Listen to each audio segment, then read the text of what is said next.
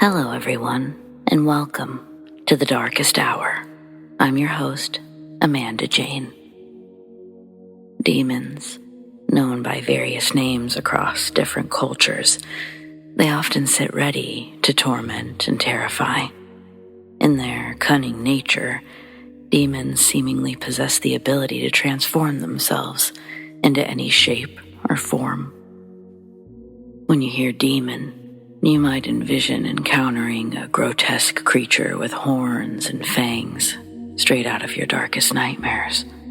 But perhaps it's a more seductive being, cloaked in beauty or charm, luring unsuspecting souls into their clutches. Sometimes the most innocent become the most susceptible. But there's a twist. Despite their mastery of deception, demons sometimes stumble upon their own path. Imagine a demon so consumed by its own malevolence that it becomes impossible to ignore. Its eyes burn with an otherworldly fire, revealing its true nature for all to see. And isn't that where it gets interesting? Once the veil of secrecy is lifted, once you're aware of their existence, a choice presents itself. Would you turn a blind eye, seeking solace in ignorance? Or would you embrace the knowledge, channeling your energy towards their eradication? Ignorance may seem like bliss, but knowledge is power. So, what would you do if you found yourself face to face with such an unmistakable embodiment of evil? Are you going to use that power of awareness and rid yourself and others of these sinister entities? The choice is yours, of course. So, let's get started, shall we?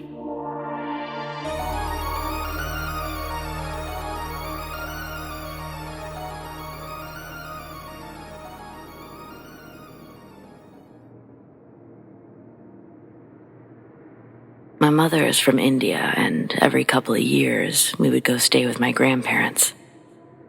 They lived in a small, poor village, and I never liked going. The smells were awful, the food was terrible, and I still don't like to think about the water. But those were minor issues. The real problem was the demon. At least, we would consider it a demon. Over there, maybe a djinn. I don't really know.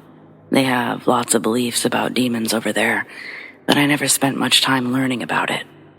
The vast majority of my adolescence was spent in Atlanta, and I was insecure about my heritage, so I generally rejected anything to do with it.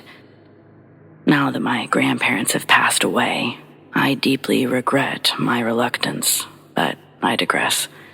What I do know is that something isn't right about the land they lived on. From as young as I can remember, there were strict rules about not getting out of bed at night, or in my case, a pallet on the floor next to my parents' bed.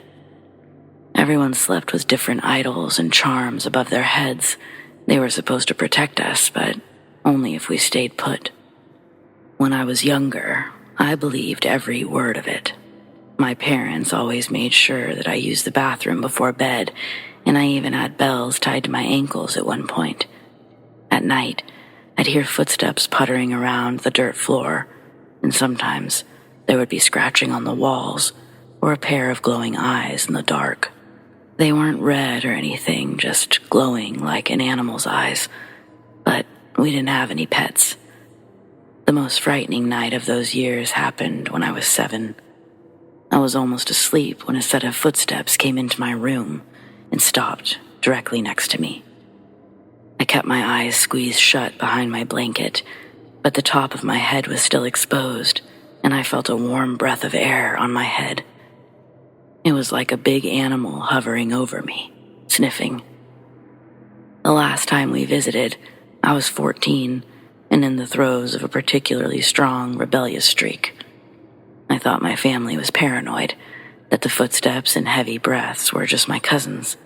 They always resented me for having a better life. The glowing eyes and the scratching noises, they were wild animals coming to steal food because the walls had so many holes. I was just too young and naive to see it before, I thought. Well, this was my year to prove it. During our first night, I decided to chase down anyone who moved.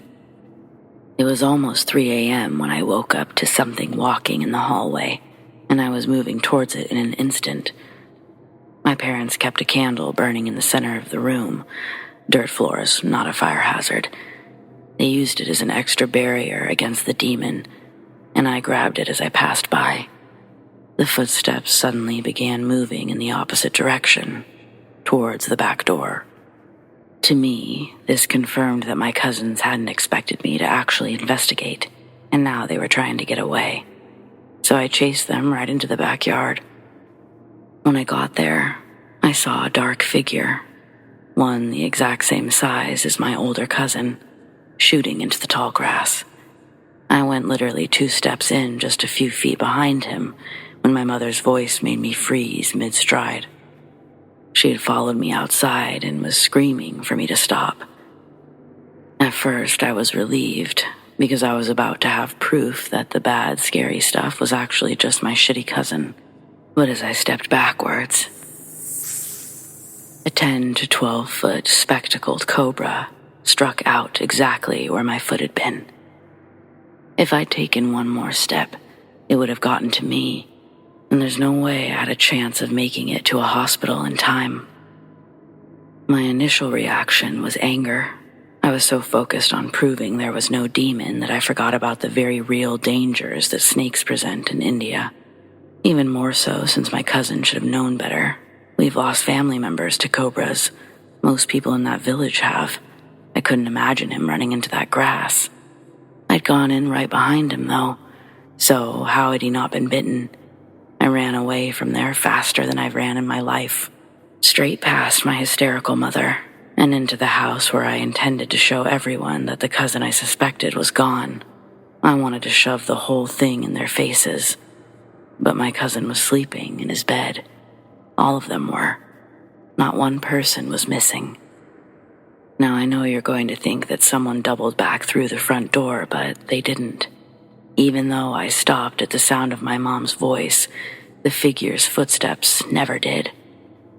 I could hear them continuing in the complete opposite direction and into the distance. No one is that fast. Plus, it's a tiny house. They would have woken everyone trying to rush back inside. So, who or what led me straight into a cobra without getting bit themselves? This whole incident only reaffirmed my family's belief in the demon. They believe it ran into the field and took the form of the cobra. But my mom was able to save me just in time. Technically, she did save me, but I don't know if I can believe that the snake was anything but a snake. Part of me wants to say that we had an intruder that got extremely lucky, but another part of me has to wonder, what are the odds that we have an intruder on that night of all nights? I'm fully aware of all the stories going around where homeless people live in someone's attic or crawl space, but we're not talking about America. This was a dirt-poor village in a small hut with 4 tiny rooms, all packed with people. There were literally no extra nooks or crannies. My close call scared my parents so much that we didn't go back at the usual time when I was 16. Instead, they decided to put it off a couple more years. And then, both my grandparents died just 8 months apart from one another.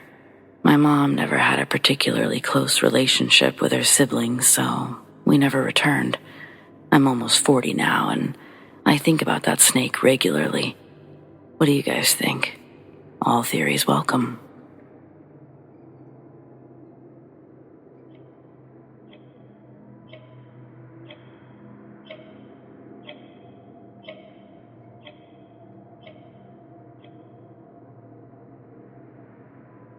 Who's the most evil person you've met? For me, it would be my ex-brother-in-law and my niece's boyfriend. My sister, who had always had high standards for the guys she would date, was so excited for me to meet this new guy she was dating. She thought that he was the one. We had a cookout at my parents' house for Memorial Day, and she was bringing him for all of us to meet. He was a restaurant manager and sounded like a decent guy. Everyone was sitting out in the yard when my sister and her new boyfriend arrived. I was just bringing out the food and setting it on the picnic table. By this time, everyone but me had introduced themselves. I wiped off my hands on a napkin and turned around as my sister started to introduce me to her new guy. He extended his hand for me to shake. I was looking at my hands to make sure that all the sauce was off of them. As I extended my hand and started to say, "Hi, and raised my eyes to meet his, the exact same second our hands touched, I looked up at our eyes. My knees gave way for an instant. I got a sharp pain going through my eyes and chest. I lost my breath and couldn't speak. The most evil, terrifying feeling went through me as I watched his brown pupils turn laser red. I jerked my hand back.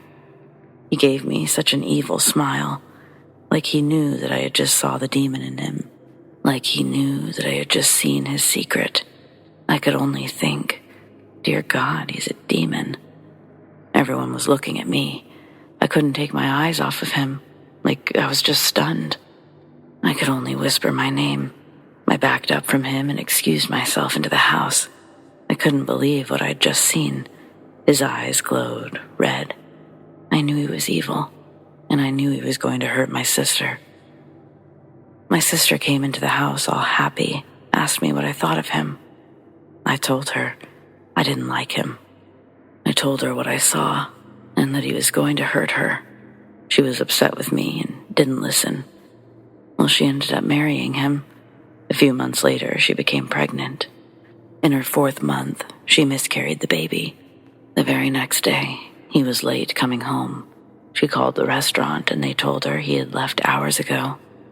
When he came home that night, he lied and said he was at work. She told him that she knew he was lying. And so he admitted, "Well, I wanted to wait until you were over the baby, but I've been seeing this other girl since before we were married. She doesn't mind if I smoke weed because she does too. I just went along with the wedding because you were so excited about it." My sister was devastated. I knew he was going to hurt her. I could see the evil staring back at me when I met him. A couple of Christmases ago, it was kind of the same thing. My husband's niece brought her new boyfriend home. I went to shake his hand, looked into his eyes. His pupils glowed red. I jumped back in shock. Fear ran down the inside of me. I couldn't believe that I saw the red eyes again. This guy looked creepy, kept giving me nasty looks, like I knew what he was up to, like I saw what was inside of him. This time I went and sat down, in shock. I kept my feelings and what I saw to myself. We were at another in-law family member's house. We left quickly after. I kept getting that feeling you get when you run your finger over a sharp blade, on purpose to see how sharp it is. I knew that he was going to hurt her and that she was going to get cut, but I didn't feel like he was the one who was going to cut her. I told my husband and stepdaughter. I told my husband if he wanted to tell his family, that was up to him. They were always looking for a reason to pounce on me, so I left it up to him. Well, it got around to the family. Of course, I was criticized. But about 2 months later, our niece had to have abdominal surgery after being stabbed, and not by this creepy lover. But she did give the creepy lover her purse to hold on to while she was in surgery. This guy wiped out her bank account, $8,000, all while she was in the OR. She'd just gotten her tax return. She has 3 little kids, too, so it was hard on her financially as well as emotionally. Everything about this guy was creepy. Even if it hadn't been the glowing eyes, I still wouldn't have liked him. I'm not sure if they filed a police report. We weren't included in that info. I'm mainly also curious if anyone else has ever experienced something like this.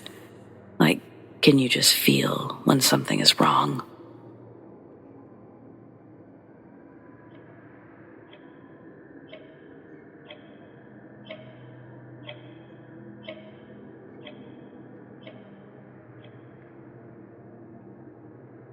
I believe I have witnessed demonic possession or something of the like. It was in 9th grade, about 7 years ago. I had a best friend, let's call her Ashley. Well, Ashley didn't have the best upbringing. She lived in Wisconsin, I believe, growing up. And she always told me about how, when she was around the age of 8, her house that she'd been living in caught on fire. She ended up making it out with her father and brother, but her 2 younger sisters and her mother died. She used to always say that she felt something following her. I'd be on the phone with her late at night and I'd hear her scream. I'd hear a thud. She'd come to school with bright red handprints around her ankles from where something or someone had yanked her off of her bed. The first thoughts that occurred to me were maybe it was abuse from her father or her brother. As time went on and I really got to know her father and brother, spending weeks over there at a time, I came to the conclusion it wasn't them. Her father worked hard. He truly wasn't around Ashley any more than I was, probably less. And if her brother were home at any given point, he was usually high, to the point where getting off the couch wasn't even feasible. When I'd be over there, weird things would happen. I'd be getting something to drink in the middle of the night. I would turn the light off, start back down the hallway, and the light would flicker back on. There was only one light switch, at the edge of the kitchen and the living room, and I'd quickly turn around. No one would be there. Well, one night, it was me, Ashley, and our friend Eli over at Eli's house. Everything was going fine, and Ashley had fallen asleep, head in my lap. Eli and I were watching something on TV, when out of nowhere, about an hour into her sleep, Ashley got really cold. I covered her up, and it didn't seem to help at all. About another 15 minutes later, she shot up and took a rather large breath of air.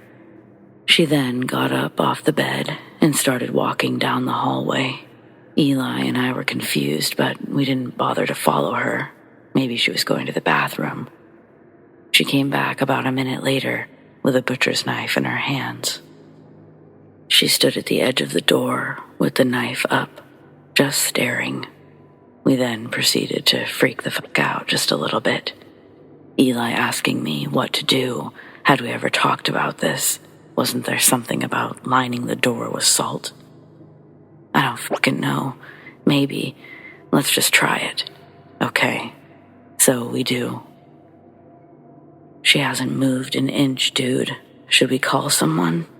Eli asked. No. The last thing we need is the police to show. Ashley turns and proceeds to start chanting in some weird fucking language.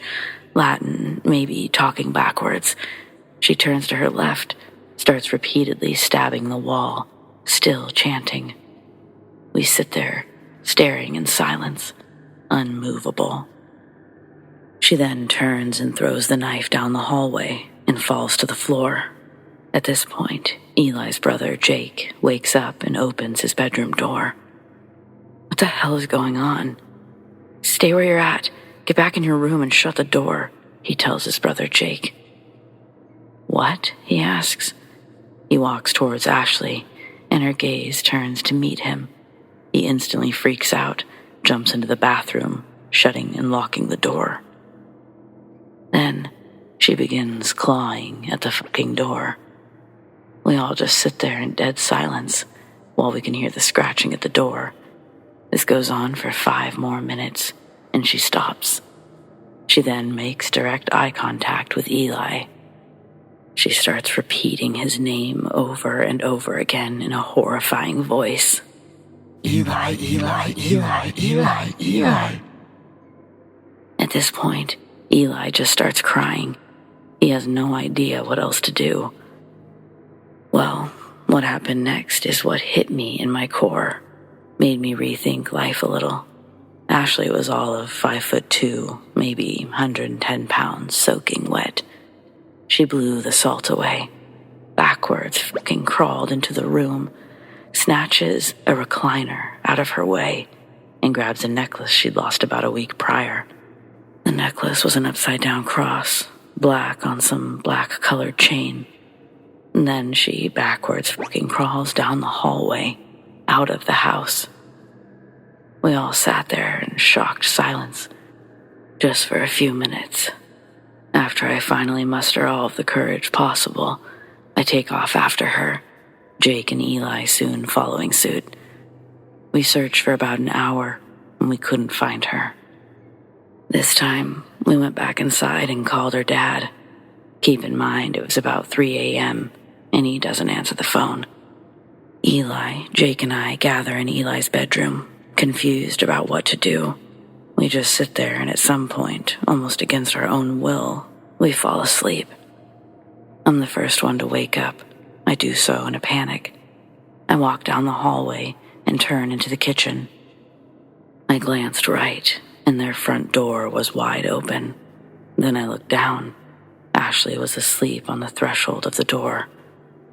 I wake her up, and she quickly freaks out. How the fuck did I get in here? Last thing I remember, I was laying down with my head in your lap. It's a long story, I tell her. And when I do, she doesn't remember anything at all. I don't know if I encountered a demon or something of that nature, but rest assured, that changed my beliefs quickly. And I don't know if it goes without saying, but I didn't spend the night in the same house as Ashley for a while.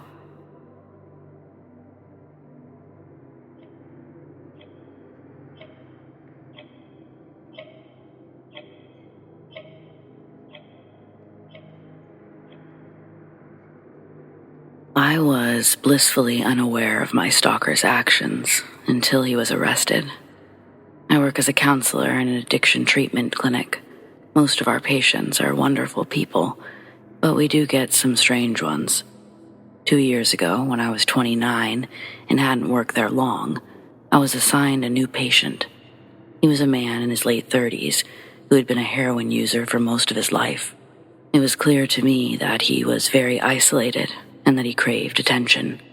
So I was extra careful to be as professional as possible, while still showing him the appropriate level of understanding. He began to stop by my office uninvited, but he never wanted to discuss his treatment.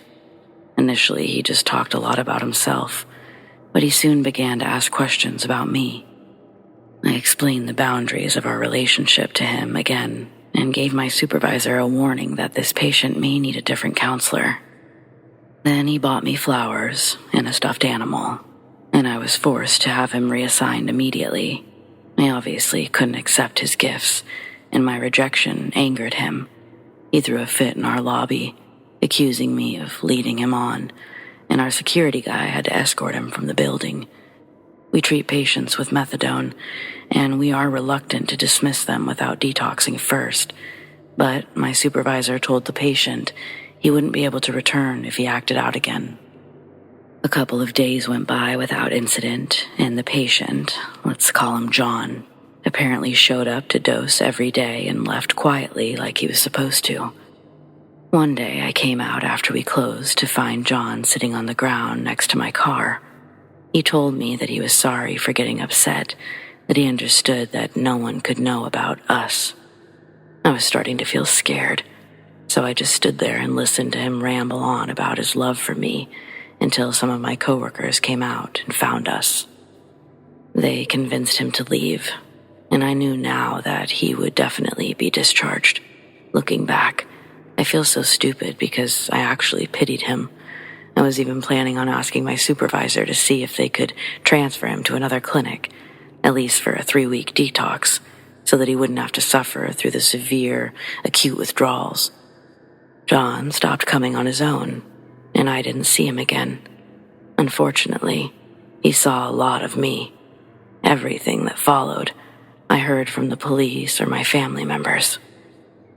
John might have stopped coming into the clinic to dose, but he was still there every day. He waited in the parking lot across the street and followed me when I left. I often run errands after work, so he followed me as I picked up my cat from the vet, went to the dentist, did my grocery shopping, had my nails done, and when I had lunch with my husband. I'm very lucky that I always take the same route home, and that it includes a 3-mile stretch of empty, straight highway. John had made several attempts to follow me home, but his paranoia made him think that I'd spot him if he continued to follow me all the way along the road. I'm sure I wouldn't have noticed him, but I'm glad that he thought I might. Our house is hidden by trees down a long driveway, and he could easily have assaulted me as I got out of my car. John followed me on at least 5 separate occasions. I know this because the police told me that, and there were pictures on his phone of me in 5 different outfits. On the last day, he thought that he'd managed to follow me home.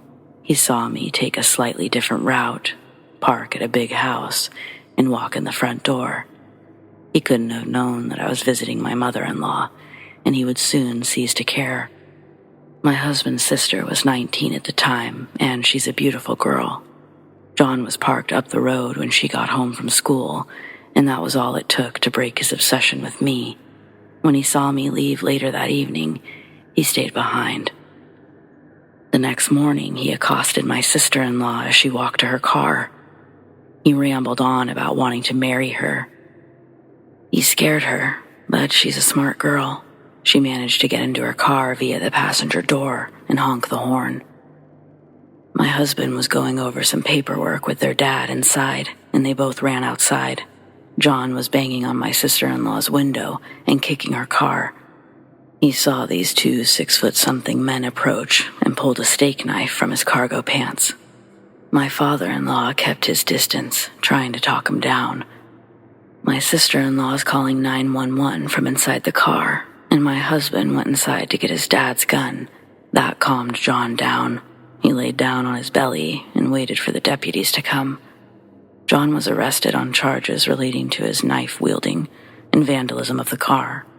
But the police also found out that he was out on parole. They found pictures of me, and John eventually admitted that he'd been stalking me when he happened to see my sister-in-law.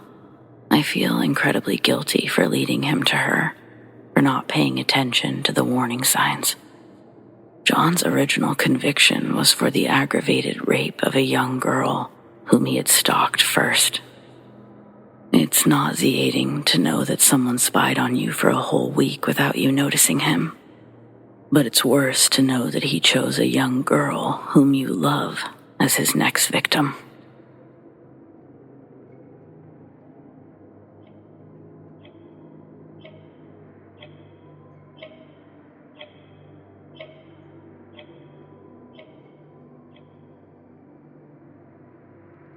My husband had a year-long training for his medical job in the military, so the kids and I were allowed to move so that we could live with him.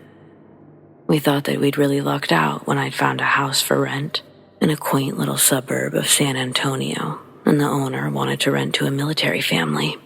It had 3 bedrooms, a huge office, playroom, a garage, a big storage shed with windows, even an in-ground pool with pool service included in the rent, which was only $850 a month. We should have known it was too good to be true. It was great at first. We had frequent cookouts and entertained our new friends.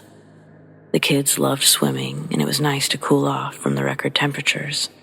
The kitchen was small, but the huge playroom had built-in shelves and a split door so that I could shut the bottom and open the top half, keep my toddler contained but accessible while I was busy in either the kitchen or the living room. And the house sat on a cul-de-sac, less than a mile from the elementary school. We loved it. And then it started. We'd been there maybe a couple of months when we noticed the first sign that something was off. Birds wouldn't fly over our yard. When they occasionally did, they got into gruesome mid-air fights that often resulted in a dead bird falling to our grass. It was like nothing we'd ever seen. The odd animal issues continued. Hundreds of tiny baby snakes poured from a crack under the toilet. No problem, we had it sealed. The mangled corpses of various animals appeared on our yard. No problem, one of our neighbors must have a cat. We thought a cat had given birth under our storage shed. We couldn't see the kittens, but we could hear them. Until we couldn't. We could only smell them. We never saw them. My husband's coworker gave us a kitten. I grew up raising and taming them. This one couldn't be tamed. I still have scars from it. We had to give it back, and once we did, it was like a whole new kitten. I think the animal event that upset me the most involved the nest of little birds they'd made it on our towel stand by the pool. For many weeks, we watched the mama bird sit on the nest. When she'd taken a food break, I'd sneak the boys out to admire the nest, never touching it and warning them not to get too close and never to touch. Finally, the eggs started to hatch. The next day, the mama bird was gone, never to be seen again. When I peeked at the eggs, the baby birds were still inside, half-hatched, dead, with the most horrible expressions, as if they'd died in agony, their bodies twisted inside their shells. I didn't even think that birds could have expressions, but I swear these did. Probably around the time the baby birds died, the noises started. There was an odd scraping noise from the attic. We brushed it off as squirrels or a tree, but it didn't seem right. Then the knocking started. Steady, rhythmic knocking. It would go on for hours, but it took me forever to find the source. Sometimes, out of frustration, I'd scream for it to stop, and it would immediately. The knocking was coming from behind a door in the garage. I didn't know what was behind the door because it was screwed shut, with hinges on both sides that had been painted over heavily. I called the landlady to ask what was in the closet. I explained there were noises emanating from it. She said it was the water heater. I knew it wasn't. I reminded her the water heater was in the closet in the hallway. She muttered some dismissive excuse and quickly hung up. It made no sense. One day, I crept towards the knocks. Just as I reached my hand towards the door, they stopped. My fingers were still about an inch away, so it wasn't as if I'd pushed shut a loose door. And believe me, the door wasn't loose. I went back inside, and they started again. I tiptoed back out, but again, they stopped when I got close. This went on for a couple of hours. I even said hello one time, and they stopped. But further questions did not elicit any response. I was baffled. Then the nightmare started. I was plagued by terrifying dreams. I was being stalked by a tall man in a tall hat.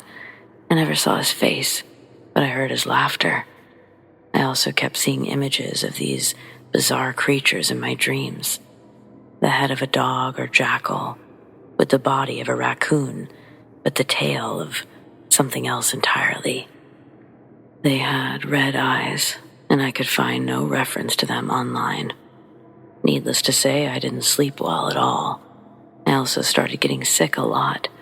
My pain and fatigue were overwhelming. I spent much of my time in bed, crying. I became very depressed. The scrapes, knocks, and nightmares persisted. Eventually, I became determined to make it all stop. I searched online and in the phone books for paranormal research teams or psychics or anyone that would help me. I couldn't find much, and I couldn't seem to get in touch with anyone. Out of sheer desperation, I called the local Catholic diocese. I'm not even Catholic, but I figured they would know someone that they could put me in touch with, someone that would take me seriously. And they did. They didn't even flinch at my story. They said that I just needed to call this guy, that he was the one that handled cases like these. They had a guy who specialized in this. I thought I was crazy. I called him, told him everything. I was afraid he thought I was nuts. I told him I believed whatever it was intended to kill me, destroy my marriage, or both. He said that he'd need to talk to my husband that evening, and I thought to myself, yeah, he must be planning to tell my husband I need psychiatric help. When my husband got off the phone with him that evening, we had an appointment for the team of men to come to a house blessing. The man had told my husband that he'd had 5 other nearly identical calls that day, after mine. He said that we had an infestation. It was only later that I learned That's what Catholics call a house possession. They showed up with holy water, Bibles, rosaries, and scapulars like these. They prayed, burned incense and candles, read from their Bibles as they sprinkled holy water over seemingly every inch of the house and yard. It didn't help. We had to move. As my husband was packing up the last of our things alone, because I'd refused to go back to that house once I left, he met a neighbor from an adjacent street. Of course, he said nothing to her of the weird happenings, the ones that had driven us away, but she happened to mention something odd. She said that they had been bothered by scraping sounds from their attic. When her husband went to check it out, he saw a bunch of raccoon-like animals with glowing red eyes. She said it was enough to make them consider moving too. I don't know who lives there now or if the subsequent residents have had similar problems, but I've often wondered, but never dared to try to find out. I'm just glad to be rid of that house. I do know that the neighbors had told us we were the first family to rent there for longer than 6 months, and I do know that someone else bought the house 2 years after we left. Oh, and I almost forgot the strangest part. Just before we moved, I became obsessed with getting into that closet in the garage. I stayed up literally all night, fighting to free those hinges. When I'd finally removed the last screw, I decided to take a break and gather myself before I revealed whatever was behind that door. I was exhausted, sore, and drenched in sweat. It was morning, and I'd already gotten my oldest son off to school, and my husband had taken the little one to daycare. I was almost ready. I wound up falling asleep in a chair in the garage. To this day, I can't understand or explain it, but I never opened that door.